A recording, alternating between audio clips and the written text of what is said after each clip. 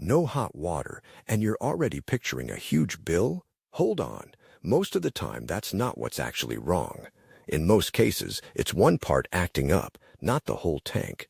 For gas-powered units, that's usually the pilot light or thermocouple. On electric, it's often a tripped breaker or a bad element. Rumbling or banging?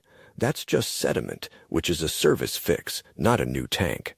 Almost all of that is repairable, same day, in a lot of cases. There's really only one thing that isn't fixable: water pooling at the base. If the tank itself is leaking, that's a replacement, no way around it. For everything else, get it looked at before you assume the worst. If it's a gas repair, that's not a DIY job in BC.